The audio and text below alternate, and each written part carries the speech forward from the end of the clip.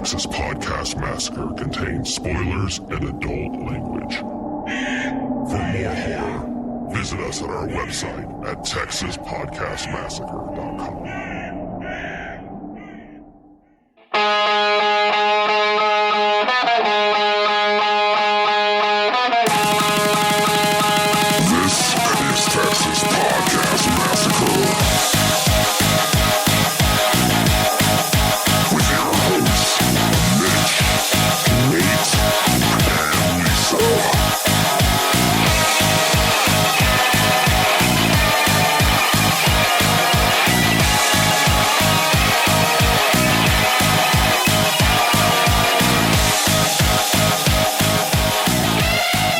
Welcome to another episode of Texas Podcast Massacre, coming to you from Houston, Texas. I'm your host, Mitch, and with me, as always, is my very, very quiet roommate, might as well be in Zoom, co-host, Nate.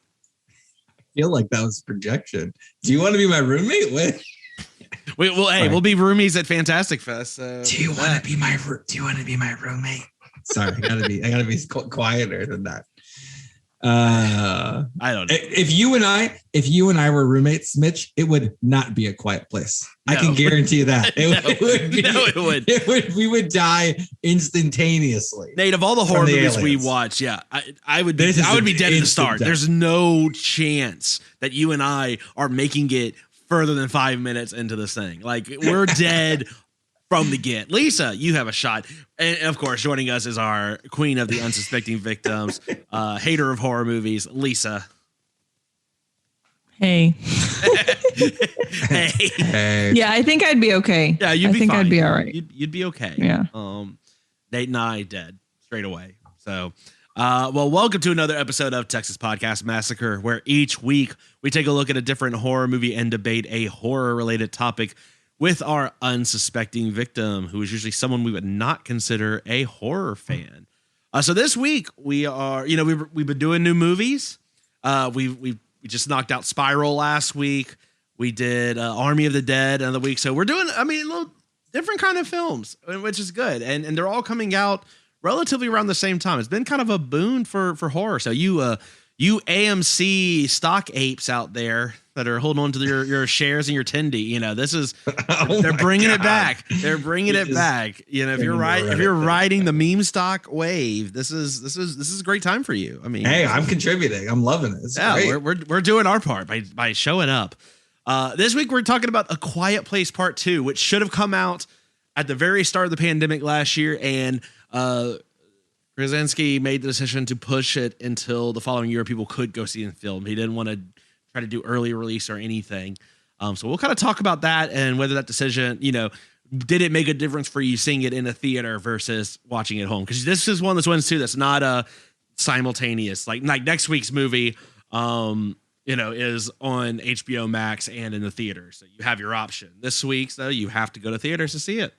So we'll talk about how that's working for everyone. But before we do any of that, Nate, guess what? You won't believe this. What? We got some podcast reviews. Wow. I know. It's it's Human centipede. Oh, you're gonna be disappointed. But listen, we first off, thank you very much for leaving a review. This one comes to us from Skylar in Houston, Texas. He says, I enjoy your podcast and like watching the YouTube video version even more. Keep up the good work, you guys. Wow, okay. He likes to see your face, Nate. I'm inserting that. He didn't say that specifically, but I'm reading between the lines. I just randomly came across the movie The Special. That sounds so bad. Which, loving it. Hey, it is free to watch on Amazon Prime. It's one of the most crazy plots in a horror movie I've ever seen. Obvious a B-level movie, but it's actually well made. Says it's advertised as Fatal Attraction meets The Blob. So this is I love that. It's going to be body horror on the level of The Fly, but he doesn't. I love this. He doesn't want to spoil anything, but he or he or she, I guess. I assume it's a he, but yeah, I could be wrong. But wow, sexist. Funny you say that. We'll get to that in a second. They dare us to watch this. So, hey, look, Scott, thank you for the review. We appreciate it. It's on the list. It's come up. We'll, I don't know what we got coming up in July, but we will work this in ASAP. If you thought this wasn't a B movie, I'm looking it up right now. The director is B. Harrison Smith. B. Harrison Smith. He can only do B This is quite literally a B movie. It's literally a B movie, as his friends call him. So there you go. This looks awesome. Well, it is below a 5 on IMDb, but that's okay. All the best movies are, so that's fine, right, Lisa? Oh goodness. well, Nate. They say, and by they I mean Axl Rose, says every rose has its thorns, and you can't get a good. That was Poison. That was Poison. Not Axl Rose. Jesus. What is wrong with my brain? First, I think you're my roommate, and now I'm calling Axl. I meant Bret. I meant Bret Hart, not the wrestler. Bret Hart? I think that's his name, right? That's the lead singer's name. Who the hell am I thinking of?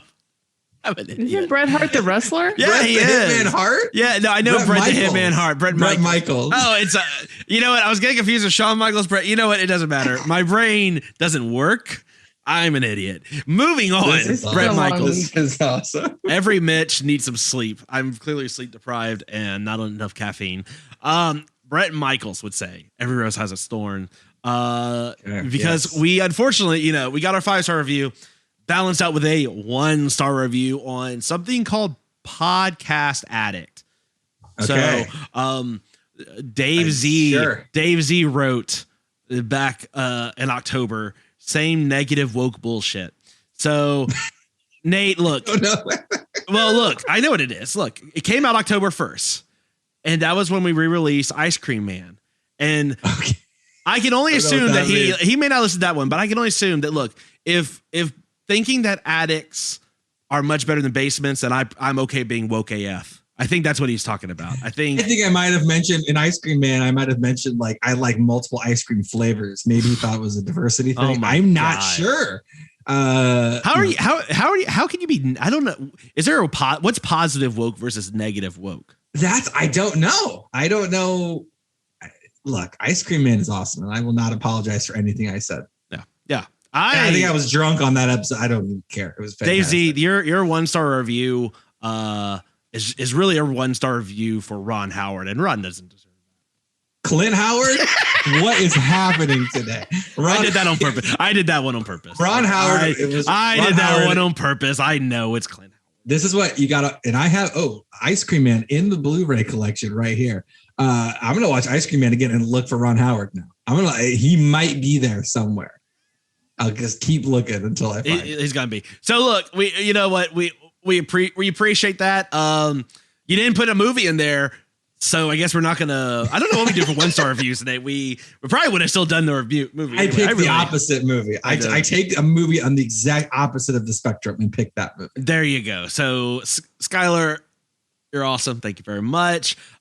People who if you are a frequenter of podcastaddict.com, feel free to post there too. I guess I didn't know that was a thing, so we'll keep an eye out there wherever you'd like to. What if they're recovering from podcasts? Like, can they not use the app? And now I feel bad. That's sad. Wow. See that's being negative woke, I think. Yeah. Or pause. I don't know. You're awake because you're doing too much meth. That's actually Dave Z. Let us know. I'm intrigued. I want to know. I feel like Dave Z listening right now, definitely based on that. Yeah, definitely. That was posted on October 1st. He's been listening, waiting for us to comment on this. It's like 10 months later. Let's just go back. Who even cares? Oh God! All right. Well, look, special on the list. Thank y'all very much. Yeah, we will be checking out the special soon, so make sure you do as well. Let's do a very, very quick debate question. Bid our father, the Sea King, rise from the depths full foul in his fury, black waves teeming with salt foam, to smother this young mouth with pungent slime. You wanted to smother our mouths with pungent slime. Rich, what has happened to you today? I don't even know what. I don't know what happened. It makes like I need to go to a quiet place and just not talk anymore. I think is maybe how this needs to work. I think Lisa needs to take over, just like in the sequel where the wife took over. Because he was dying. Maybe I should just. This is what Lisa needs to do. Maybe I should just be dead for this one. Y'all just do it. I'm just missing. All right. So look, my debate question. I kind of brought it up a little bit ago, but so this movie, and again, because this is new, we're not going to get into spoilers early. We'll let you know when we're into spoilers. Unless Lisa just starts clamoring for them. right. Clamoring for spoilers. It's going to be hard to talk about this without being spoilery, so we're going to need to move quick. Okay. Yeah. So look, this movie didn't come out on HBO Max or Netflix or anything else. It was solely in theaters. And so I'm curious, we've had a few months now. We've had movies that have been in both, and we've done both. Like, I think the movie we watched next week, I don't think any of us are going to see theaters. I think we're watching it at home. Army of the Dead we watched on Netflix. I think Spiral, I think we all went to see in theaters. Mm-hmm. For this movie, I mean, I'd like to know in general, do you think that model should keep going? Like, do you think that should just be the new norm, that we have same day release on both platforms? Or, do you feel like it needs to go back to being full movies? And you can take it general and just this movie. I'm curious, because I think part of the appeal for the very first one was seeing it in theaters was such an experience. It was so good. Oh, so good. Like, we all saw it together. It's amazing. Yeah. So I'm curious if you felt the same way with this one. Like, that's the question. So I didn't get to see the first one in theaters. Mm-hmm. You two went without me. Thanks. Oh, that's right. That's right. We did. And then I had to watch it later. And I think for this one, I think seeing it in the theater is probably better. Now, that being said, I really enjoy the 2-platform model. But that's purely because we have little kids and it's not always easy to secure childcare. So it's nice to have the option. Every nanny we get, to be able to watch it at home. Every nanny we get starts being weird, has a weird black dog hanging around Damien. You just find dolls. Find dolls that you did not buy, just hanging around. Keeps jumping everywhere. off the roof. Mm-hmm. There was a trampoline. It was. It was a bounce house. It was a bounce house. Yes.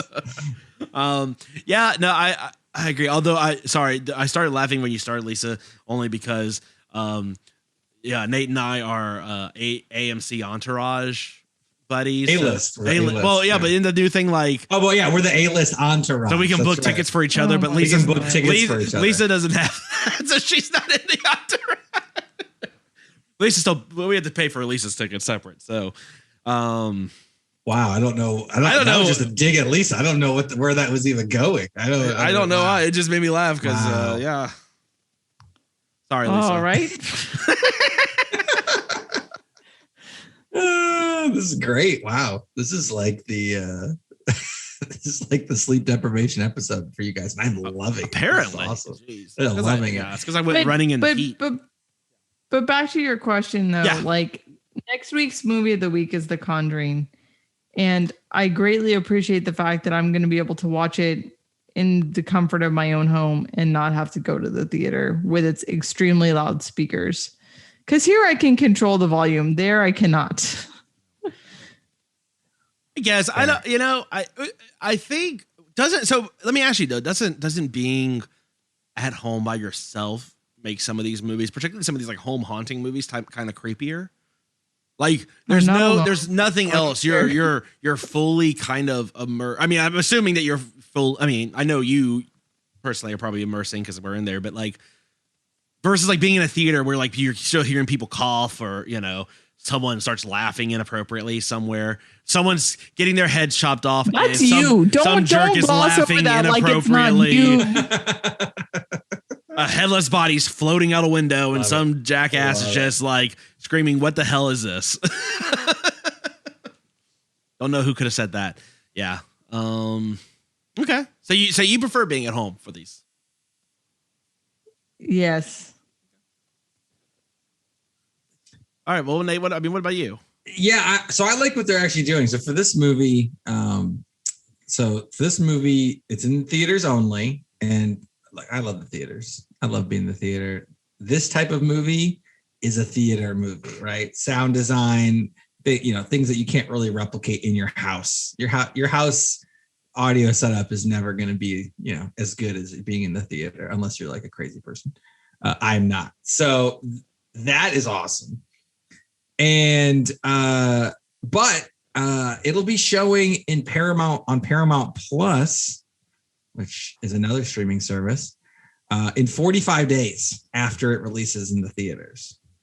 Not after it ends its run, but after it starts. So I like that better. I still want the movie theaters to get a lot of people in there and people to go and stuff, but they're making it exclusive to the movie theaters a lot less time to get to streaming. So I think that's the best of both worlds. Okay. I don't know if I'm not concerned about Paramount Plus, but yeah. Yeah.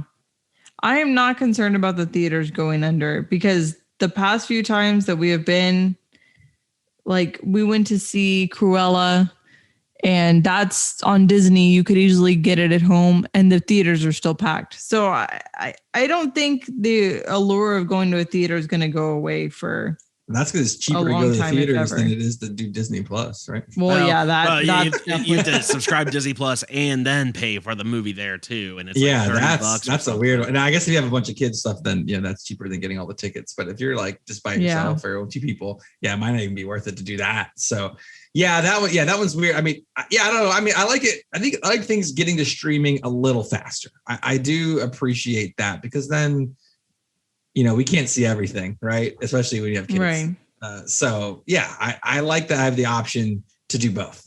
But if I miss it, then I can see a little bit faster on streaming. So I'm totally okay with that. I'm very glad The Conjuring I don't have to see in a movie theater and waste my time. So I'm very happy about that. Sneak preview for the next episode, but sneak preview. If Nate gives any Conjuring movie over a 4, that's like a. I think the first one I would have rated over a 4 for sure, but then after that, don't lie to the people. I have my review and I have my IMDb score. I can check, but Anyway. I mean, I don't know. I'm always gonna love going to a theater and just going out and seeing a movie there. Yeah, I mean, you're never gonna. Unless you are, a crazy person, you're never going to have the same sound quality. Because even if you put in nice speakers, unless you're actually treating your room and actually having getting the sound treatment really done right, you're never going to get it the way it's designed. I mean, these movies are engineered to sound a certain way in theaters that they're just not going to at home. Not that they're going to sound bad in your house, but it's part of that experience. I'm okay with them coming out later, but I'd rather just go see them. And I think going to theaters is for me, it's always a thing to do. I'd rather do that than sitting in my room watching. It's too easy for me to get distracted in my room. I think that's the biggest thing too. It's too easy for me to sit back there and just kind of like, let me check my phone real quick about it. You have that almost like social pressure to not like be a dick and look at your phone the whole time or talk or anything, at home, I'll be yelling at everyone because I only have one volume. You should start doing that in the theater is what you should do. Not in A Quiet Place, but for other movies might be appropriate. I learned definitely not Fantastic Fest. At Fantastic Fest, you can just go nuts. It's for some movies, it's great. Yeah, some movies, the others not so much. All right, well, look, we want to hear what you think. Are you a fan of the double showing? Do you prefer theaters? Do you prefer at home? Let us know at Texas Podcast Massacre at gmail.com, TX Pod Massacre on Twitter, Texas Podcast Massacre on Instagram, Facebook. We're on Reddit. Reddit's mostly Nate. I really get on. So sometimes Twitter. It could be either one of us. Reddit's almost entirely Nate, and Facebook is almost entirely me. Do you want to talk about boutique Blu-ray releases? I am on Reddit. Let's do it. That's the subreddit. And apparently you can also rate us on Podcast Addicts. Please give us a rating on Podcast Addict, whatever that app is. Or just go rate that guy. I wish you could review reviews. That'd be tight. No, but all right. No, I just want the feedback. Where? Yeah. What happened? No, I will always fall back to the classic Flight of the Conchords diss rap track. That's like, be more constructive with your feedback, please. That's what I always say. Like, you're dissing me, but why? You need to give me more information. Like you said, I laugh at this. Look, and maybe because I've got a little thicker skin from being in a band, because people are just brutal with bands too. Because with bands, I feel like you're trying so hard to like portray a certain like badassness, or you're like, I'm cool, I'm a rock star and all that. So like, anytime that doesn't kind of fall through, or someone says like talk shit to you, it's always kind of like, this guy doesn't know what the fuck he's talking about. You know, like you like. This is like, look, I'm just a jackass who barely can remember who the hell I'm supposed to be talking about anyway. I would like, so like if someone would have said like 1 star, stop talking about the movie Ice Cream Man. Okay, then I get it. Yeah, that would be fine. I need a little bit more specificity. Yeah. Well, let us know how we can be less negatively woke and maybe more positively woke. That's right. I can get sleepy. Mitch can clearly get sleepy. If you guys want that, let us know. All right. Well, look, we got to get into this movie, and we've got quite a bit to talk about. So, look, let's talk about this week's movie of the week, A Quiet Place Part 2.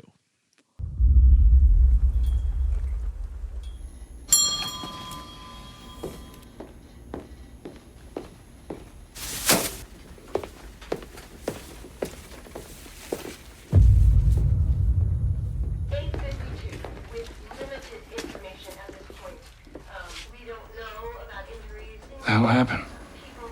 A bomb, I think.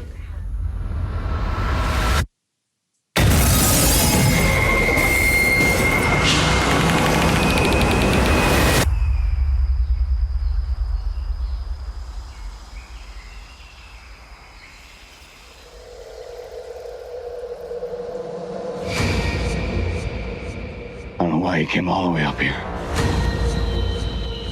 There's nothing left. People out there. People worth saving.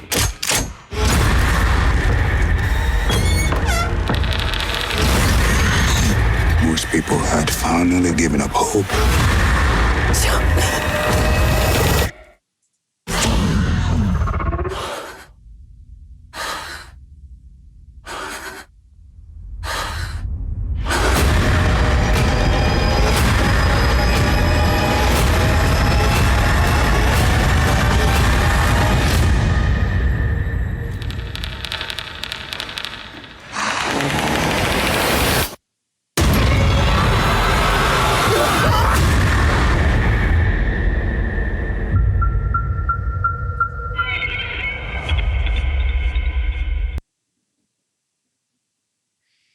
Okay, so pro tip.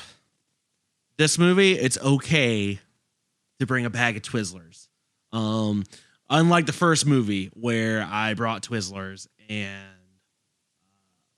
that was the worst decision of my life. When could you do it? You had to just do it fast. Rip them all open and then just go for it. You can't do it. Yeah, well, they would stick to the paper and then it was just a nightmare. I was just like, God, I'm so sorry. You know, like you couldn't eat any snacks in the first one. This one, a little easier. That's Mitch's pro more movie snack going friendly tip. This is a more snack friendly film. Lisa, what is this movie about? This movie partly takes place before the first movie and majorly takes place after the first movie. So you get a little bit of background and you get to find out what happened to the family after, spoiler alert for the first one, John Krasinski does not make it. So, yes. Yeah. Lisa has to put a spoiler in no matter what. Like she cannot stop. No, just kidding. I have to. Lisa's our resident Tom Holland. Yes. Easily. Just spoiling it all.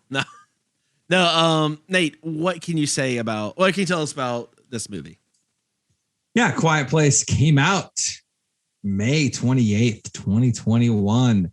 It is PG-13. I just gotta throw that out. Not a lot of PG-13 movies in the list here. So yeah, we got a PG-13 one in there. It is a 7.9 on IMDb. The reason I point that out is just because that's really high. That is really high for a new movie, especially. The budget for this one, $61 million. It's already made 135 plus million. So it is like kind of the hit coming off the pandemic. You know, obviously Godzilla vs. Kong, previous episode, was, you know, kind of like probably the first big movie back in the theaters, right? This one is going to be the first one that actually is like a very big hit. With more people getting vaccinated, you know, states opening up a lot more. So it already had its world premiere March 8th, 2020, and then got postponed right when the things were happening.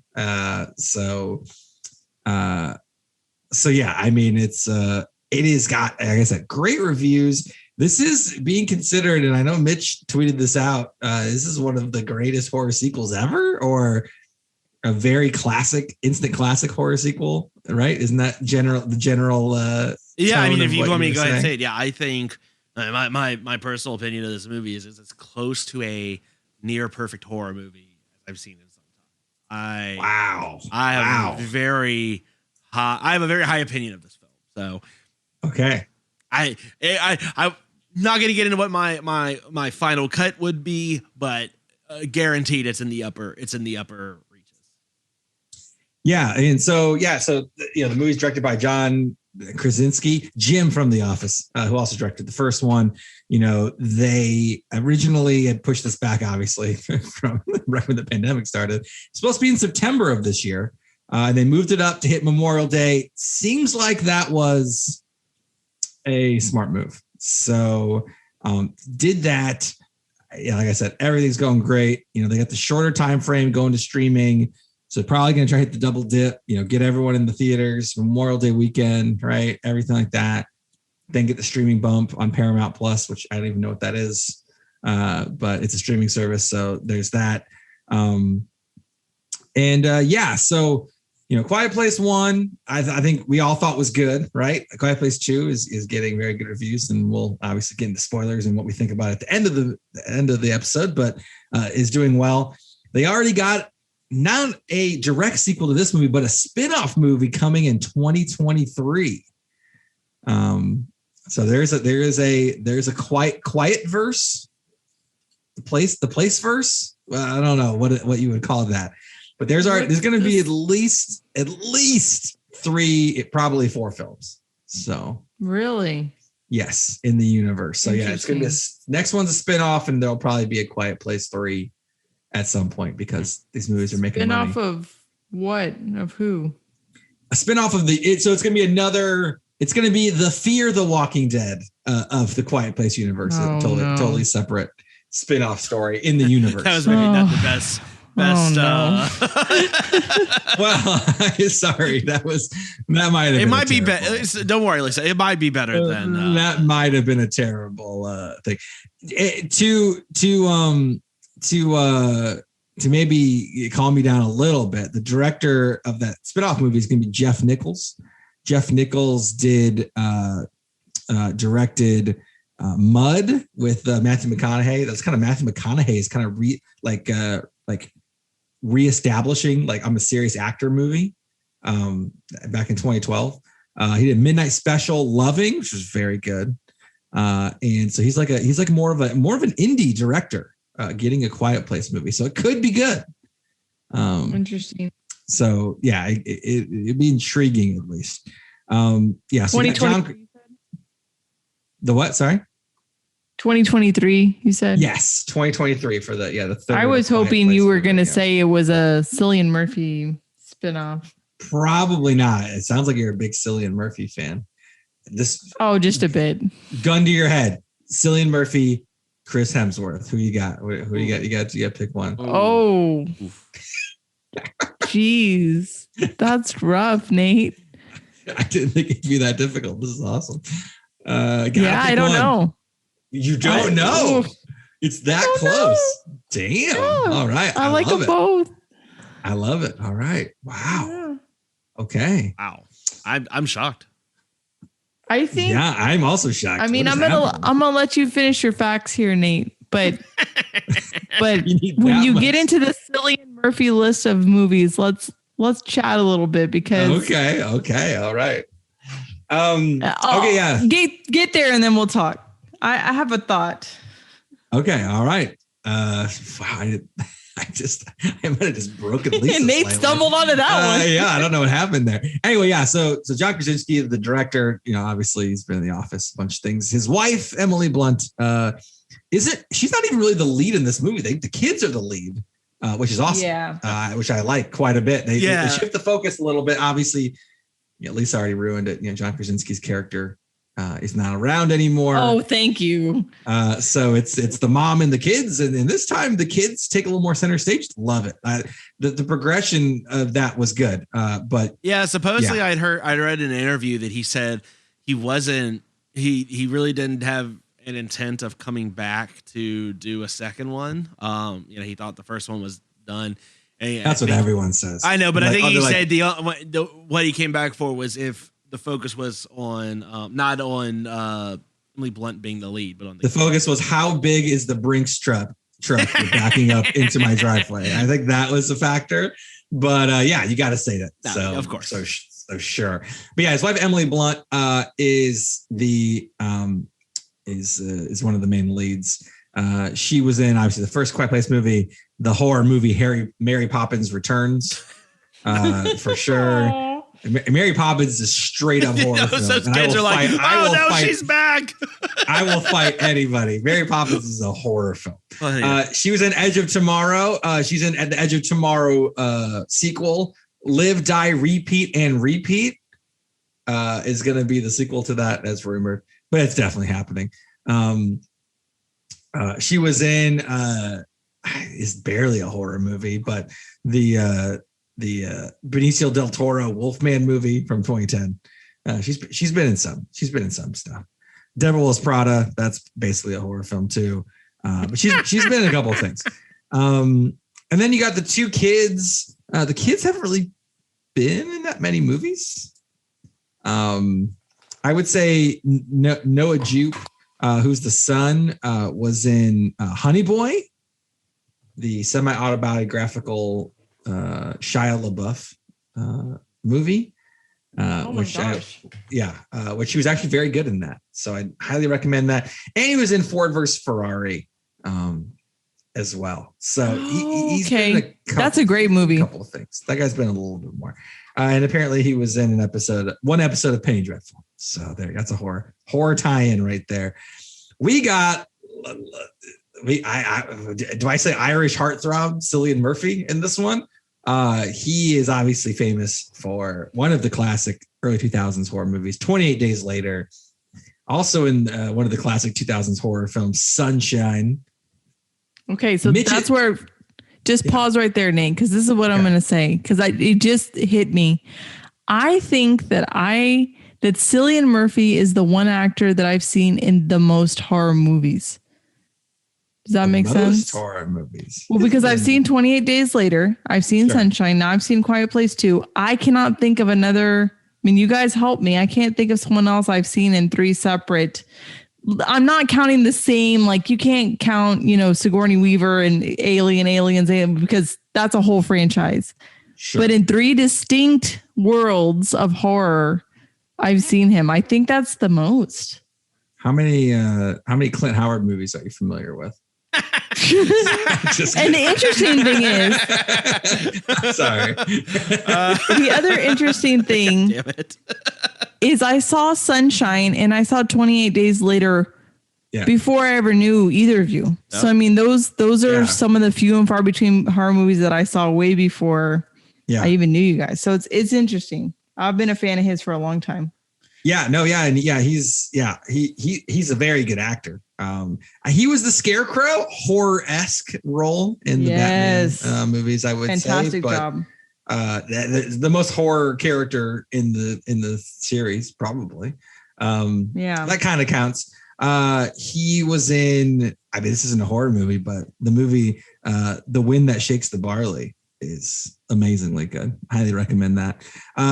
He's in Inception, not really a horror film, but that's a big one that people would know him from. Dunkirk, he's in there. But the one thing I want to bring up, Mitch's favorite TV show of all time, Peaky Blinders. Mitch, it's Peaky fucking Blinder. Yeah, I know you are talking. You've been talking about that so much. So good. We're in the thick of it right now. It's great. I don't know what it is. I feel like Peaky Blinders is just like someone's got eyesight problems. Like I have no idea what it's about. It is London like Irish gangs. In the 1920s. Okay. Yeah. It's like Breaking Bad, but in the 1920s and with gangs and horse gambling. Like racing and all that. Okay. That doesn't sound very appealing. And they have razor blades in their hats. That's why they're called Peaky Blinders, because they cut people with their razor blades. It's very awesome. Okay, wow. So good. It's Cillian Murphy. Just I'm gonna check if you wear a hat at Fantastic Fest. I'm gonna check if there's a razor blade in it, just in case. Like I don't want to start any problems. You probably should. I probably should. You know, it's and we have I don't know how you say his name, Jimon Honsu. Oh yes, in this movie as well. Obviously, great in Blood Diamond, Amistad. For some reason, he was in the 2019 Charlie's Angels. Why not? So there's that. He's Constantine. Previous episode, Constantine. He's a very, very good actor. They have a good cast. Everything is solid, and I'll get into some of the trivia parts. But let's get into our spoiler-free thoughts. If Lisa can do it. Sorry. And the tagline for this one is "Silence is not enough." Average tagline.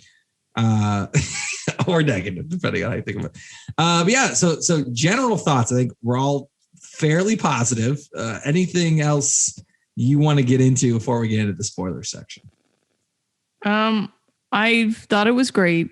It's one of the few movies I was looking forward to seeing. And that's saying a lot coming from me. That is saying a lot. A lot. So I thought it was great. I thought the kids did a fantastic job. I thought Emily Blunt and Cillian Murphy did a fantastic job. The cinematography is really well done. There's plenty of tension in it. I'll just say it now. I definitely think it's unsuspecting victim friendly. There is a lot of jump scares. There is, it's PG-13, so it's not terrible. But there is. The creatures are some of the creepiest creatures I have ever seen. And you really get up close and personal with some of them. But overall, I think most folks could handle seeing it. Overall, I really liked it though. I thought it was really good. I have a few nitpicky things that we'll get into in the spoiler section, but overall, really good. Yeah, I would say for me, this one's still good. The first one I thought was good. This one is good. The scope obviously expands in this one, but not to a too crazy degree. Like it feels like a progression rather than like just opening it all up and there's a million things happening, right? It's still fairly grounded in what it's trying to do, but it expands the scope of the first one, which is good. The kids are way more prominent in this one, which I loved because the kids were great. Like very, very, very good. I would say especially Millicent Simmons, who's deaf in real life and the movie. She's awesome. She's like the all-star of the movie for me. If I had to pick somebody, sorry, Cillian Murphy stands out there like Lisa, but she was. She did a fantastic job. She was probably my favorite character in the movie. You still had John Krasinski. He was in there in a flashback scene. I love so, and the reason, Mitch, I can't not bring up Matrix Reloaded, but. God. Yeah, you can. You don't have what to. I really like is, so a lot of movies like they do things and they the movie happens and then they don't like go back and show like exactly how things started or whatever. Like you're leaving, like movies often like have they start and end at a certain time and there's a scope outside of that. And so a lot of times when movies try to like continue something that was very good, which is maybe why John Krasinski didn't want to do A Quiet Place 2, because he's like, hey, we nailed this. We nailed this first one. This first one was real good. Consensus overall, this was great. It's hard to then go back and like show like how did this start or whatever at the same quality. If you look at horror movie franchises, I mean, you're hard pressed to find like a second and third movie that stands with the first one. Even if they're kind of good, is challenging, right? Obviously, other than Leprechaun, once you get that in space, number 4, probably the cream of the crop. Sure, but you're done. But anyway, that's one of the reasons I like the Matrix. Matrix set up this whole world, and Matrix Reloaded actually went through this thing in the world. This movie, it goes back to the day one when the invasion of the sound snatchers, sure, starts, and it's really well done. And then it continues the story in a way that's all like it went back and forward from the first movie and did it in a cohesive, good way, which is very hard to do. So I loved that it like showed, because you're like, where do these things come from? They showed you kind of how it started. You don't get all the answers. It's so mysterious, but you get an idea of what happened. And then you continue it, right? And you progress and you learn more about them. And then the people who are left from the first movie have their own challenges and they persevere in certain ways and make decisions. It's good. It really tied everything together nicely. Didn't take a ton of chances, didn't get weird. It was kind of the same movie, but a little expanded, right? Like it didn't have a change of tone. Tone was the same. Right. It was kind of the same, but John Krasinski's not like an auteur putting his necessarily like, weird spin on it like other people, which is totally fine because the movies are good. He does a good, competent job and he helped write the story and the story's good. So I mean, overall, very solid. Yep.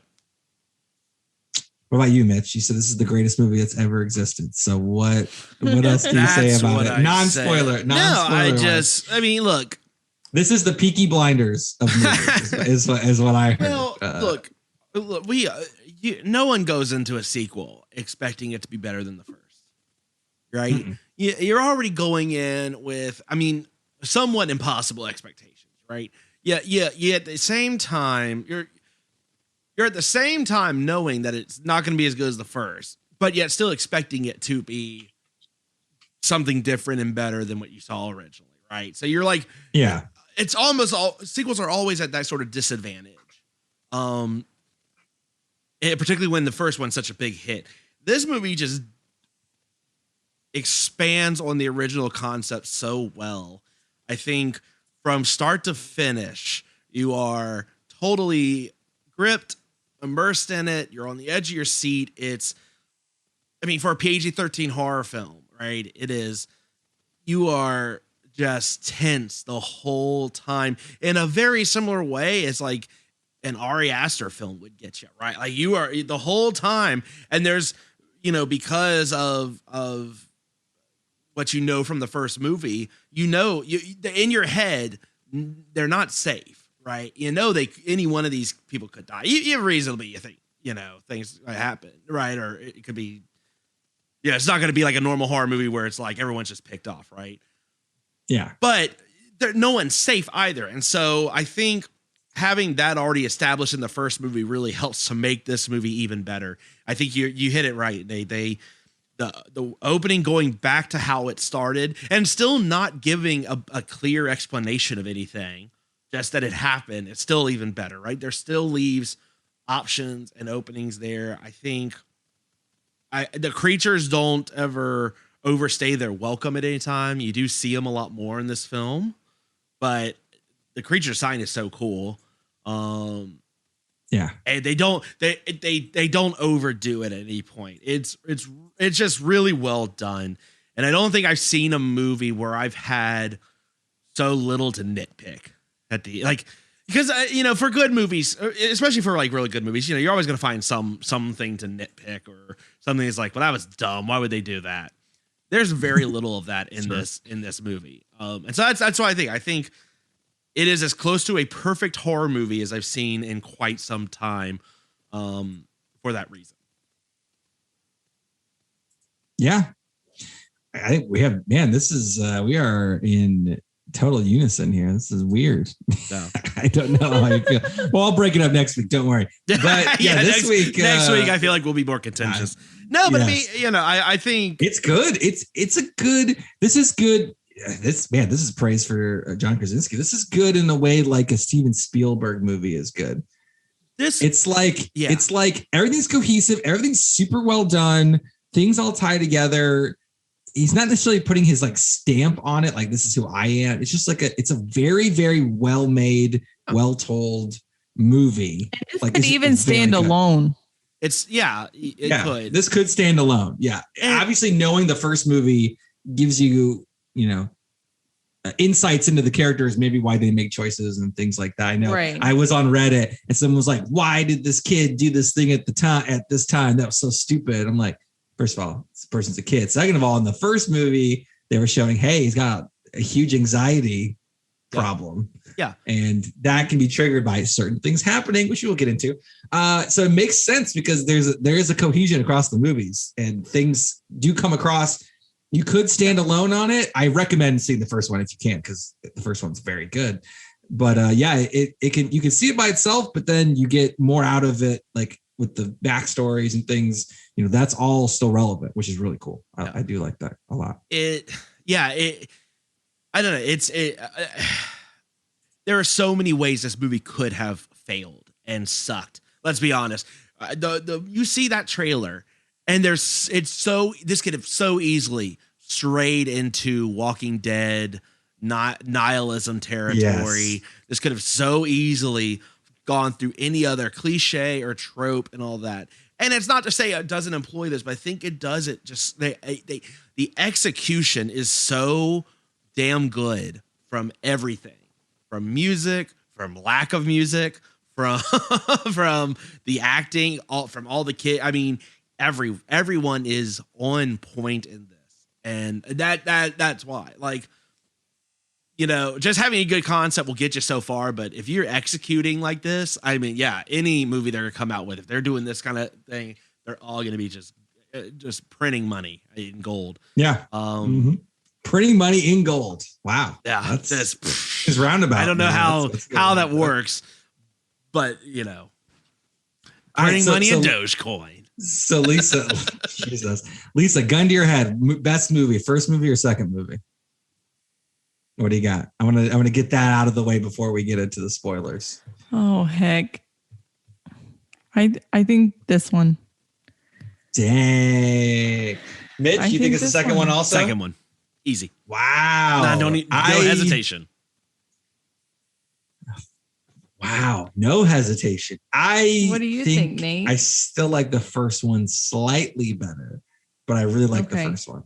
But it is very close. It might be neck and neck, maybe a slight to the first one. It is very close, very good. This exceeds it for me. So, I mean, let's talk about, for non-spoilers, let's talk about new characters. For people who have already seen the first one, we know a little bit more about the family, and there's not a whole lot to say in that regard without basically getting into spoilers. So let's talk about just some new folks. So Cillian Murphy's character, he plays one of the neighborhood dads, pre-event happening.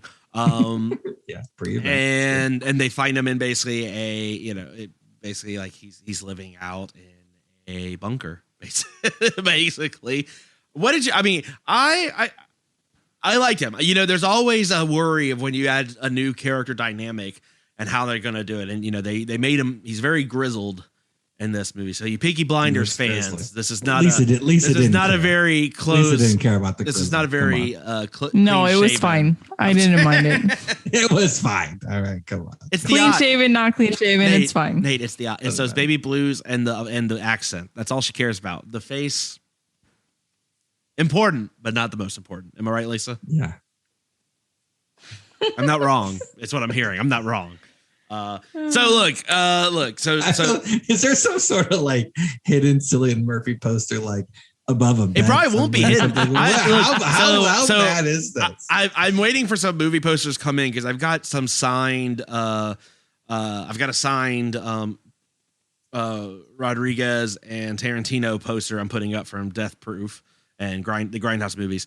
But Lisa's got some space on this wall too. So my guess is we're getting Superman and Thomas Shelby back there staring out. So you'll that'll be part of there'll be some horror posters and then some Irish dudes at least it likes.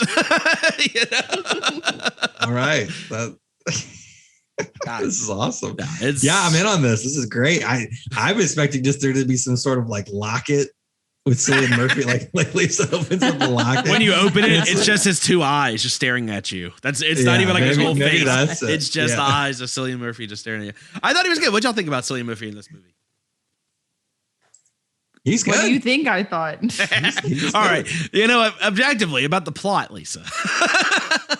Oh, objectively. No, I think he did a great job. Yeah. And I think that's another credit to the Nate, what was her name again? The girl.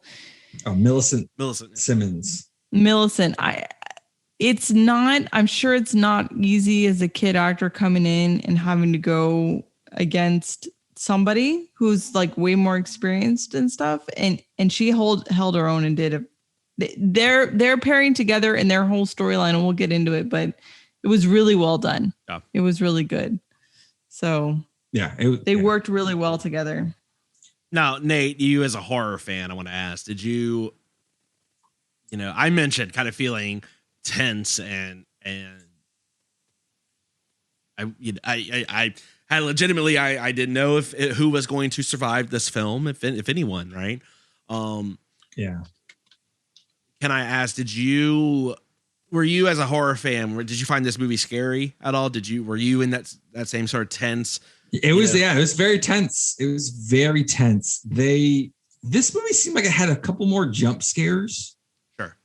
Than the first one too, right? I think there's one with the birds. There's a couple that I actually remember. Maybe I'm not remembering the first one exactly, but yeah, there was some, you know, a couple more jump scares, I think. And but yeah, the atmosphere, and those are the movies I like, the atmosphere movies, things like Babadook, things like It Follows. Yeah. Just the Ari Aster stuff, the Robert Eggers stuff. It's more atmosphere than straight horror, and then it builds up to then the horrific moments. Does this movie work as good if instead of Cillian Murphy, you have Willem Dafoe? Oh, that would have been awesome. Yeah. Robert Pattinson probably actually could have done pretty well on this, but I want just to twist the knife into Lisa Moore. If you replace, I imagine I have a trivia thing where it's like they replaced Cillian Murphy with Willem Dafoe because something happened, but Willem Dafoe also was method acting as his character from The Lighthouse. Can you imagine how good that would have been? Gosh. That would have been amazing. His farting alone would have probably brought the aliens to him, unfortunately. But Cillian Murphy was good. The dynamics are good. It's so competently made. It's just nice. It's just nicely made. Yeah, I think for folks that are maybe on the fence, for unsuspecting victims that are like, is how scary, like trying to get a sense of the type of scary this is, this is basically if you took the entire like last act of Jurassic Park with the Velociraptor scene and the kitchen and them going through the ducks, and you made that into a whole movie. That's the level of tense and like nervous you are for the whole time. Yeah. And I did, now that I think about it, makes, your comment about this being like a being a Spielberg kind of film, it definitely has that same like Jurassic Park sort of vibe from in terms of the it does. Yeah, it's made so well. It's just crazy good. Yeah, love it. Well, look, I don't know that I have a whole lot to say before we get into spoilers. Either of y'all have anything else to mention? Obviously, I think the last thing I'll just say that's spoiler free is this is the most tense I've ever been, and this is I prematurely crying, like just anticipating really bad things happening. And Mitch is like, it's like, calm down, it's okay. Yeah, thanks. But yeah, it was a lot. Yeah, it was a lot. I mean, this has something for everybody. It has bad basements. That don't seem to work out. It's got child endangerment. So the basement was the safety. Come on. Child endangerment is the whole movie. The whole movie's child endangerment. Fair, right? That's what I mean. That's the whole movie. That's why I'm surprised this wasn't just 10 out of 10 for you just on that. So look, go see it. But if you haven't seen it, then get out of here, witch. Get out of here because we're going to get into some spoilers. Okay, so let's talk about this. So Cillian Murphy, I got scene. Okay, we gotta talk. There's one scene we gotta talk about from the jump. And again, if you've not seen the movie, get out of here. Yeah, but in my theater, the very beginning, they got to get out. Right, there's a fire. John Krasinski's dead. They got to get out. They try to make it to where they've been seeing the fires. They lit the fires in the first movie. They went toward one of them. Mm-hmm. That kid stepping in the bear trap. Oh my God. Was just very beginning of the movie. Very beginning. So bad. The gasp in my theater was just same in ours. Priceless. It was that is a movie going experience when everyone's just like, no, at the same time, like so fast. Oh, it was so good. Obviously the kid got injured, so I'm in, but for real, it was, but really, man, what a surprising turn. Like a little kid just running, and just his face. And before he starts screaming, oh my God. Well, and that scream was that like horse, the horse scream where you're just like, I mean, it's so like such a well done scream. Even like a surprise. It was like a surprise scream, and like the scream changed, like the level of scream. It was so well acted. Astounding. Yeah. Oh yeah, you saw that. This is you're just like, the movie. That's what I mean. I'm like our theater, same thing. Gaps super loud. I mean, I think Lisa about jumped out of her seat when it happened. She was not. I know you were not thrilled, right, Lisa? So good. Yeah. And then good. And even I'm like, oh well, that kid's like dead now. Like, all right, well. Good luck. Yep. Not to mention he's like being crazy. Scoped out on a sniper. Like, look, Nate, you've been playing Call of Duty with me quite a bit lately. Like, if this were me, I'm done. Like, it's just I'm being that dude's just like in our squad. We're probably sending you through the fence first, like just to get where people are located. Yeah, I'm not good. Yeah, I'm not good at it. It was it was, man. It was that was just so. That's what I like. And I said the other, this movie didn't really like take a ton of risks based on the first one, but man, what a crazy opening. That it was nice. I wasn't expecting that at all. So it was when that kid, I mean, he's injured and he's yelling. They obviously at the end of the first one came up with a way to potentially kill the aliens. Right. So they used that a little too cavalierly throughout the movie, little cavalierly, especially in this scenario. What do you mean it was used cavalierly? No, I mean like it was a little too easy, like to use this kind of setup that she had. I thought it was a little convenient, but yeah, I mean, and then they used that to kill it. It was so loud. I'm assuming multiple would have come. I don't know. Maybe there's like a dibs. Maybe the aliens have kind of some, I think, a dibs system or something. Yeah. So more than one didn't come, but. Yeah, that was, I guess more than one did come, but then, They had taken some time to get there. Right. Anyway, Yeah. crazy opening. There's like like a trap that does that, to make sound, causes them to run. They're running. The bear trap. I mean, she's got a kid. She's had a baby. Her running speed for just having a baby, Lisa, you can talk to this. You can't run that fast. Good for her. I don't care who you are. I don't care if Jackie Joyner Kersey had a baby. She's not running that fast in this scenario. Yeah. Even if your life depended on it. No, but you're gonna sure. try. You're gonna try, but you're not gonna be that. It was fast running. Yeah. But yeah, and then you got all these things happening, and then they link up with Cillian Murphy. Lisa, the movie goes to 10 out of 10 in Lisa's mind, and then go from there. But Nate, you skipped over the whole first 15 minutes of the movie because the first 15 minutes. What do you? Oh, as they're like, it opens before the first movie ever takes place. The very sure, but I wanted to get into like the current time because it's like a separate. I guess that would have been a better place to start. God damn it, sorry. Yeah, you're right. The opening, holy shit, real good. Also, I also like though that there wasn't some like overly complicated yeah, we received this distress beacon from this, and then now there's some like it was just like, the hell's that? I don't know, a bomb or something, and then like no one knows, and you still don't really know where they're from. You get the sense they're from space. That's about as much as you get out of it. Yeah, it's something along the lines of meteors that broke up. Yep, that's it. That's good. That's all you really need. They went all over the earth. All over the earth. Some meteor broke up. It went to a lot of places, and they all got messed up. Yep. I have to say, I thought this whole opening thing with the baseball game and everything, and then them running, and then Emily Blunt having to drive backwards. I thought it was just such a fantastic sequence. I think that's the first bit. And you guys remind me, I can't remember if they did this in the first movie or not, but they cut back and forth to Millicent's character every once in a while, and she can't hear what's going on.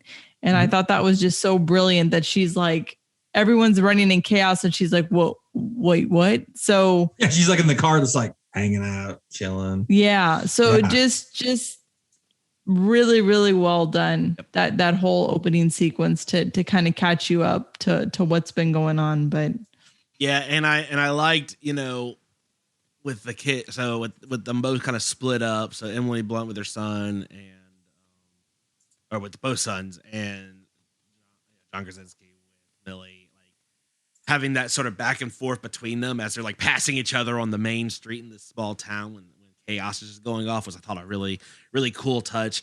Yeah, I thought it was really interesting that you're where Millie sort of has an advantage on a little bit of the not being able to hear the sound and everything.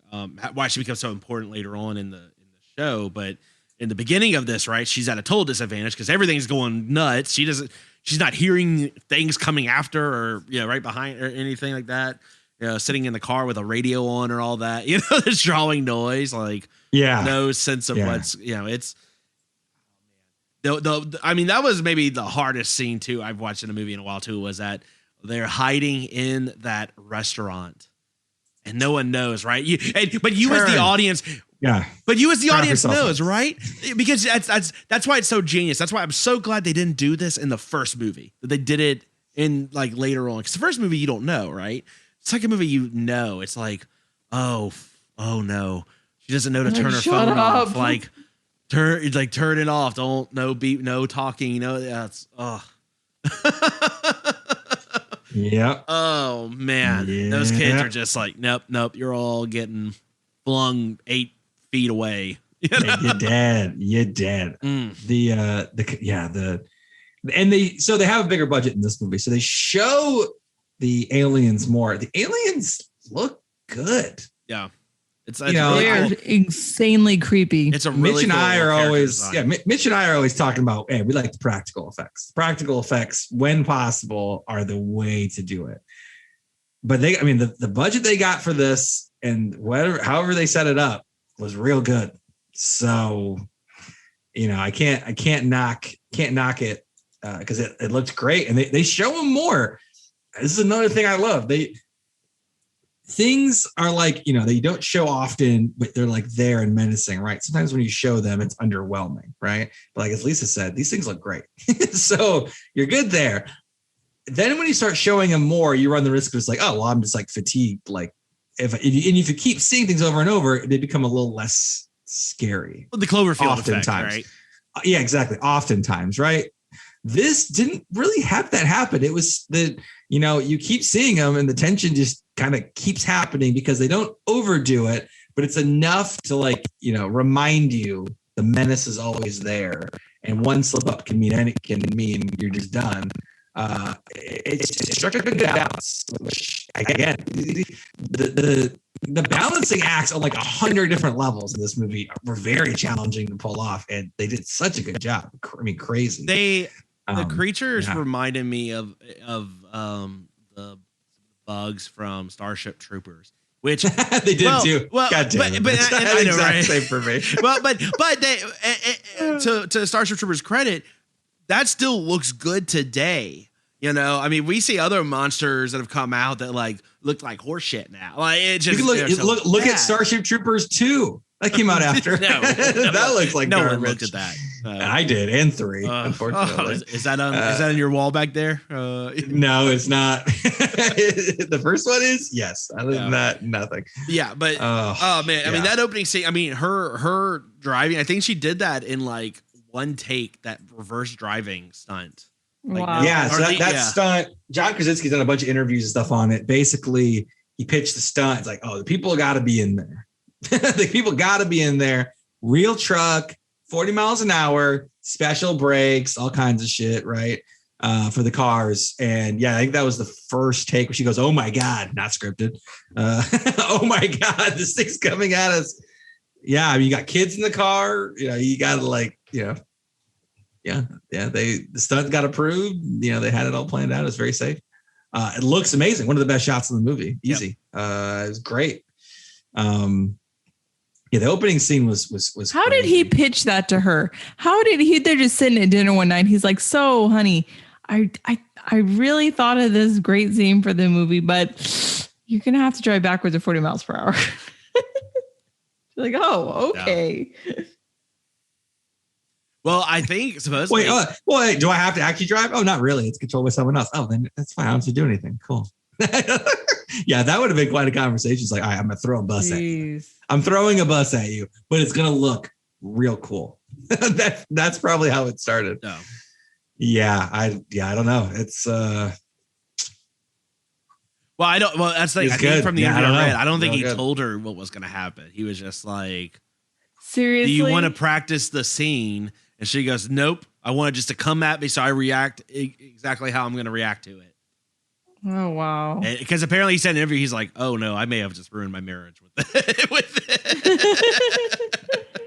Oh, my God. So, yeah, I don't know. It's that opening scene is very good. If we go back to the main plot, I mean, a lot of this, I wouldn't say a lot of it, but a good chunk of this movie is between two spots. There's on the road again, where, Millie is trying to find a still working radio tower to basically blast that high pitched noise frequency that they found out in the first one. Yeah. Yep. Because they found a working station. So there's that plot line. And then of course, the rest of the family is staying back in this bunker that has a vault. So they have to keep checking the time. Otherwise their oxygen's going out. So glad they were able to find some extra oxygen tanks because opening and closing that door was one of the most tense things in this entire movie. a lot of door close, tense door closes. Yeah. In this one. Yeah, definitely. Yeah. The tensest thing with one of the tensest things about this whole movie is this baby with the oxygen canister. Oh. And I mean, there's multiple times where this baby is in mortal danger because they are basically having to pass around a depleting oxygen tank. And so you're just hearing this. I'm getting tense just thinking about it. You're hearing again. this baby just scream. You know, which acting. You're getting acting. Yeah. Your favorite. Think our kids could have easily done that. Your kids where can we get our kids and cast it? Let's do this. Right. That baby was not getting fed very much. I would have been crying. That baby did not get fed. You had to feed that kid every 2 hours when they're born. And that mom was gone a long time. So I understand the crying massively, for sure. Yeah, I've got to assume it's hard to keep formula around. Yes. But, the formula probably is all expired at this point. But yeah, I mean, man, those were some tense scenes because you're just like, man, look, I'm sitting in my head, like I'm thinking, like, look, John Krasinski is not killing a baby. Like we know the baby's going to be fine, but at the same time, you're saying like, oh did we know? Yeah, you knew the baby was going to be fine. It's a PG-13 film. He killed a pretty young kid in the first one. One of the things that a negative for me is like I never thought the baby was in danger. That was a negative for you. Of course it was. On brand. Very on brand for you, Nate. I didn't believe the danger to the baby as much. That's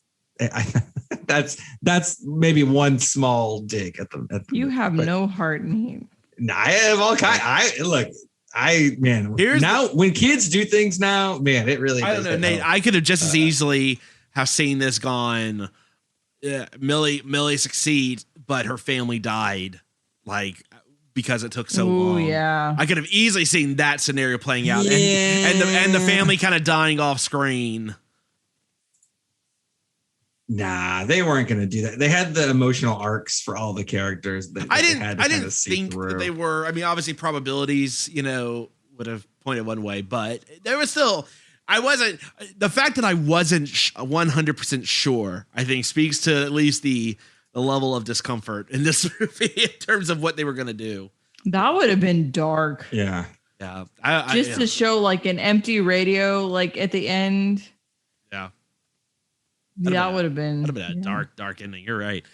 So there's that. And I mean, we've got. I mean, there's always a Quiet Place 3. Come on, that's not. A lot of those scenes were tense, but they were also very similar to what was in the first one in terms of, that scene in the basement where the baby's first born. And so the life-giving and life-saving basement. Yes. What I kind of want to talk about is trip with Uncle Cillian.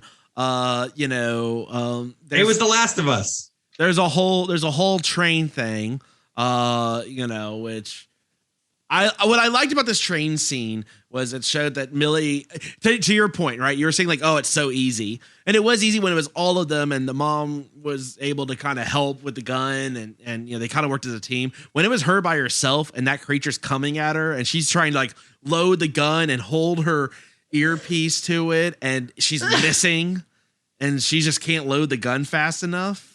Like I thought it was a really good take of her being like, oh shit, like this is not like she's not just gonna Rambo this whole thing up. Oh yeah, definitely. No, that was good. That was good. The getting saved right in time, And I also was very nervous that this movie was gonna go full like Cillian Murphy's a crazy person route. Like he's definitely set it up a little bit. When they're finding his like dead wife's body still like upstairs, and you're like, oh no. Yeah, but he was fine. So take heed, everyone. He was good. Yeah, he didn't want to help anybody, and then So then. They do The Last of Us. Anyone who's played The Last of Us, they do The Last of Us. That's what it is. The Last of Us. So they do The Last of Us. Great. The Last of Us, instead of going to the Firefly people to, why she's, not, she's immune. It's my earpiece makes them all die to a radio station. That's it. It's about the same deal. They're not family. He kind of becomes a father to her, blah, blah, blah. Great. Other side, you got the mom and the baby and the son. And that is throughout, half the movie, the mom's just like, yeah, I got to go back into town for supplies. Peace. I'm out. Yeah. She's got a third to half the movie. She's just gone. You see, what could she do though? I mean, yeah, you couldn't do anything. Yeah, you had to. No Bear choice. Trap. She's got a baby and a kid with a gimp ankle. You need a little bit of medical supplies if your kid's leg gets caught in a bear trap. That's just, I mean, you got to go get something. So that's fair. The fact they didn't clean it all out in the first place is kind of weird to me. They kept going back, risking going to the pharmacy. I guess they were trying to leave stuff there in case someone else needed it. That's true. Yeah. They were being look. It's a leave a gas can, take a gas can policy. Yeah, leave an oxygen tank, take an oxygen tank. Yeah. that is true. But no, and then even in the movie, when he goes to the store in the very beginning, day one, you see the toy that gets the kid killed in the first one. God. You see all kinds of stuff. It ties nicely. It really ties. Really it's not overly done. It's just here and there. It's just everything's kind of cohesive. The world is all there. It feels like it's inhabited by people. It's really cool. But yeah, so then you got the mom's got to face an alien at one point. The son leaves a baby by itself to go look in binoculars for when his mom's going to come back because he's so anxious. It's like, I can't stay still. Like, everyone left me. Everyone in my life left me, and I'm taking care of a baby. And oh, by the way, I'm like a 13-year-old or 12-year-old boy or something. Poor kid. Yikes. That is I felt so terrible for him. Yeah. And then the baby's got to be in an oxygen tank all the time because it'll cry, and it has to be like in a dark box. This is not the best way to have a kid. This scene when he has to lock both of them up in there because the thing's coming and he forgets. I told you this stupid door, and he forgets to put the towel on, so they get locked in, and he pulls the oxygen mask off of the baby. Yeah, I almost lost to rotate my mind because I didn't know if he was going to give it back to the baby. Boy, freaking out. For half a second, when it's on his mouth, I was like, "Oh my God!" And then he passes it back and forth, but I was like, "Oh, this is horrible. I hate this so much." It was, the kid. I didn't think the baby was necessarily going to die, but was the baby in peril a lot? Oh yeah. Oh yeah, a lot of peril. A hell of a lot. Yeah, it was that was crazy. Yeah, it was good. It's good. Everything we're describing is just fantastic so far. So let me switch gears on you real quick. What did you think about first the hillbilly shakeup that happens at the dock? That was my least favorite part of the movie. That's the one downside for me. Cillian Murphy is clearly seen some sort of. Are we talking like the Road cannibals here? I don't know if you've seen the Road with Viggo Mortensen, based on the Cormac McCarthy novel. Basically, it's like a feature where like all plants are dead. It's not, spoiler alert, it's real bleak. And I just assumed it was like the Road people. It's like this cannibals. Like, it is. I agree with you. It kind of shoved in there a little bit. I mean, I know it was the one thing I did not like about the movie. It was certainly kind of a setup scene. Yeah, there may have been something else. It wasn't too bad, but there was no real you certainly got the whole.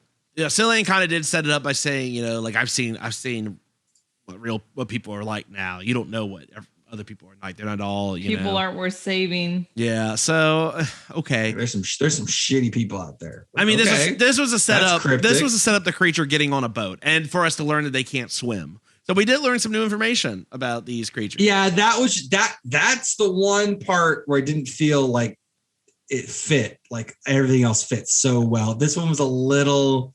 They probably I had a really hard time. Like, how do we tell them that like they can't go in water? For me, Nate, I'll tell you that didn't bother me as much. It was all right. It was my favorite, but to be fair, like high bars all around. Yeah. The part that really I was kind of raising my eyebrow, like, what are we doing? Was when they're like sitting having kumbaya or whatever, with like when they get to the island. And like everyone's like, it's like lost. Like everyone's over here like, oh, hi, partner. We're having some barbecue. Come hang out. And it's like, get to the radio station. What are you doing? Why are we all like, yeah, like that's well, they were letting themselves like. Here's the thing. Here, you know what? I can give them a pass when they first got there to sit down and get something to eat and drink because they haven't eaten in a while and it's been 2 days or whatever. Fine. Yeah. She's middle of the day. The next day, she's over here talking to some kid, like explain the radio concept, and they're all just hanging out. Like, get your ass to the radio station. What are we still waiting around for? Yeah, that didn't make any sense. You know, had you done that, maybe the whole little village wouldn't have gotten murdered by the creature that showed up. Well, let's say this. You know, I'm a northerner, right? When I went down like to Texas and like the South, and there are like certain people that were all like southerny, like, oh yeah, like I'm like talk slow and act slow. That's like a southern thing. This seems really. Is this you being negatively woke again? I'm just saying these are. I'm personally offended and attacked. We're the southern hospitality people. They're like just. This movie takes place in New York. I don't think that was. They're the equivalent for the area. No. So I guess again, the cannibal. I think they're cannibals, right? They're cannibals. Yep. Right. That's why they're kidnapping people. These cannibals have some of the worst tactics. They've been alive for like a year and a half or something. They have the worst tactics I've ever seen in my life. Like, hey, let's all just like get together on this pier. What? There is no exit. if the creatures see you, there is no exit. So I guess maybe they knew about the water trick, and so they would just get on a boat. Maybe, but when it happened, they had no plan. They all died. Yeah. So that's the only part that didn't sit like that was a little off. But again, in an overall very good. That was a little off there. They get to the island. They learn, hey, the things can't swim. So that's awesome. That's good. That's good knowledge, which you would not have known if you're on a farm, right? So that's good. They learned that they were in a valley, which couldn't get radio stations. So there was a radio station.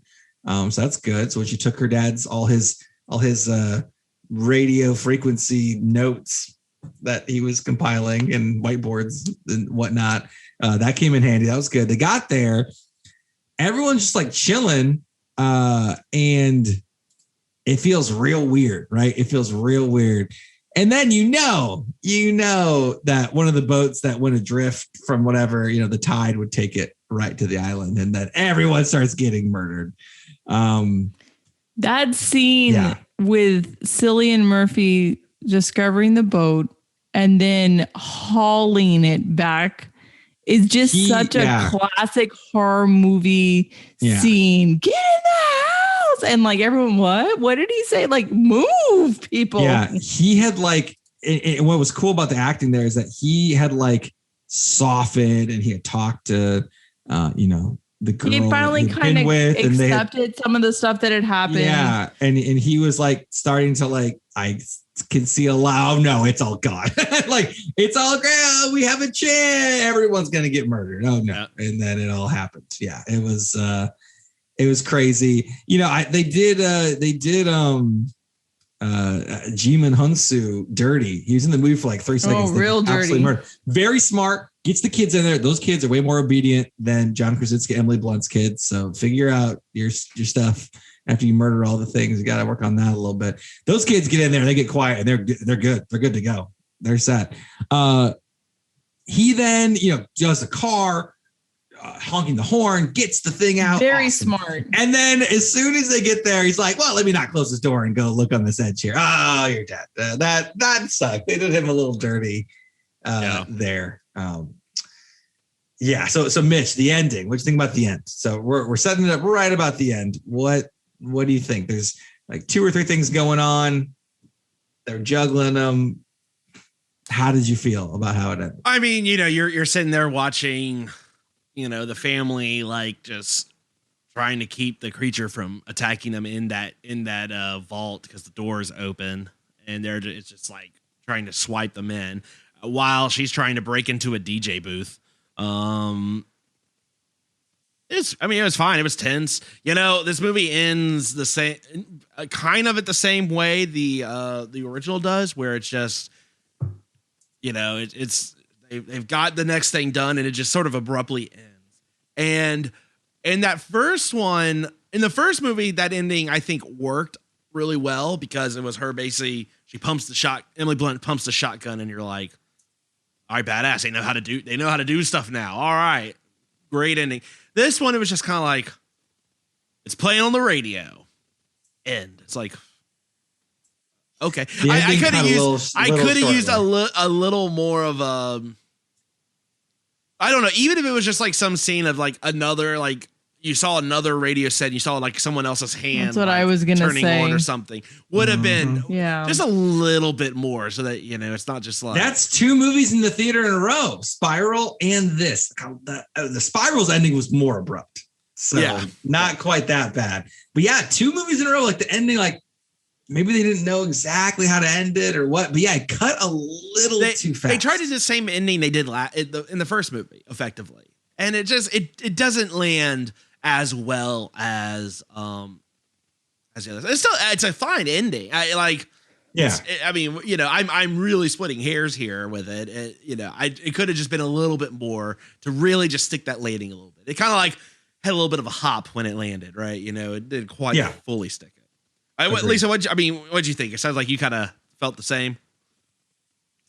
Yeah, I mean, the more that I think about it, though, the more that I like. Yes, it ended the same with the signal and everything, but it also had both of the kids coming into their own, like taking charge of the situation, which I thought was really, really good. So I like that part. I agree with you. It would have been nice, even if it was a post-credit scene, when they do like halfway through the credits or whatever, if you had just seen someone else tuning or someone else who had been listening to the song and just enjoying it. And then they suddenly hear that feedback and they're like, wait, what, something just to kind of expand the universe of hair, especially with apparently 5, 6, 10 more things coming. So yeah, it was good. It was good. I think also her walking backwards into the DJ booth it's amazing that a horror movie can make walking so tense. It's crazy because earlier in the movie when they're leaving their comfort zone, and they had sanded part of it down to pad their feet, and they take that enormous step right off of the sanded part into the leaves, and the whole theater's just like, oh my gosh, it's gonna make so much noise. So yeah, the tenseness in this one was a lot. Yeah, agreed. All right. Well, look, I think you did it all. I need to know then, what's your final cut? Final cut. I'll just jump out the gate right now. It's as near a perfect horror movie as I've seen in quite some time. Oh man, here we go. Excited. Right. I did find there was just a couple parts kind of right at the end where I felt it just wasn't as crisp as like the rest of the movie. So I'm giving this movie 9 out of 10 bear traps. Damn. Like it is as close to a perfect score as any modern movie has gotten for me in years. So I don't believe in handing out 10 out of 10s for anything. You got to really be. This is as close as I've gotten, but 9 out of 10 I think is right where it belongs. All right, let's see. Wow, Nate, I want to hear you. What do you got? I'm looking right now, and you've given 4 10s to movies. Yep. So 4 out of 200, I think, is still. It's not handing him out. That's true. That's true. Every 50 movies, there's a 10. Yeah, for me, it's real good. I can't give it a 9 though. It's not quite that good. I'm gonna give it an 8. I'm gonna give an 8 sign languages. Because sign language is used amazingly in this movie. If you want your family to survive a pandemic, you should probably teach everyone sign language because that is a great skill. So 8 signs for me. Even among the other family members, they use it, they were using it during the baseball game. She was telling her son to calm down with signs across the whole a whole crowd. They used it throughout the movie. There was a dive scene or a dive thing that you knew was Chekhov's dive. You knew that was going to come back, and it did. It was good. It made me want to learn like the alphabet for sign language. I was like, this is awesome. So 8 out of 10 signs. It was really good. Lisa, what do you got on this one? Oh man, it was really good. I appreciate watching a horror movie that I actually enjoy for once. Don't get used to it. Yeah, it was still scary enough, but I feel like younger me could have still handled it, which is saying something. So, Nate can tell me the statistics on how many of these numbers I've given out. Probably slim to none. I think a 9 out of 10 too. Dang, really, really good. Nice. I think I'm a little skeptical about this spinoff and all this other junk that's coming out now. I think they're getting a little trigger happy, but we'll see. But this one was really good. So what I think is interesting is everyone but Nate gave this got almost the same scores from us as The Exorcist did. And William Friedkin had apparently tweeted out that he's like, this movie is a masterpiece. Yeah. So very, very telling. Yeah. I mean, I'm looking at the ones I gave 10s for, and I still agree. I think the only one that's certainly a 10 because it's a 10 in my heart is Planet Terror. I love Planet Terror. I do too. I love it. So that one I can objectively, maybe I could argue myself with. But I mean, I gave a 10 to The Thing. The Thing is a much better movie than this. Marginally, I'd say, but I can clearly articulate the difference between a 10 and a 9 with those two. You know what I mean? But yeah. It's a great movie. You should absolutely see it. Well, if you're listening by now, you did see it. Otherwise, well, hey, it's still worth seeing. I don't care. Yeah. It's still worth seeing. It's very good. All right. Well, with that said, Nate, where can they find us? You can find us as always at Podcast Addict. That's right. Give us a non-1-star review on Podcast Addict. If you want to give us another review, check out Apple Podcasts. Give a 5-star review. We're going to review the movie The Special, which is Fatal Attraction meets The Blob, apparently. So if you do that also, your movie will get on the list and we will review it. So give us a 5-star review on Apple Podcasts. Check us out at TX Pod Massacre on Twitter, Texas Podcast Massacre on Facebook and Instagram. We're on all your podcast platforms, Spotify. Maybe there's a podcast recovery. There's a Podcast Addict app and a podcast recovery app. Maybe that's there. Give us 5 stars on that. Doesn't matter. Check out. We got next week. We got Conjuring 3. So get ready for less good scores on that one. And more new movies. Everything's awesome. Lisa's excited. That excitement will probably go away after 2 episodes, but get it while you can. Lisa is hyped right now. Cillian Murphy, a good movie. You can't get anything wrong. I tried to find Chris Hemsworth horror movies. They basically don't exist. It's Cabin in the Woods. We already did it though. I'm saying I don't think there's any other ones. That's that's it. So I mean, this is going to be a high point for Lisa for a while. So, yay! So enjoy it while you can. Yeah. All right. Nate, you're going to be shocked when I come out with Loving Conjuring next week. Just wait. That would be awesome. If someone would like it, that would be good. Oh my goodness. All right. Well, look, thank you from all of us here at Texas Podcast Massacre. Thank you so much for tuning in, and just keep telling yourself, only a movie. Good night.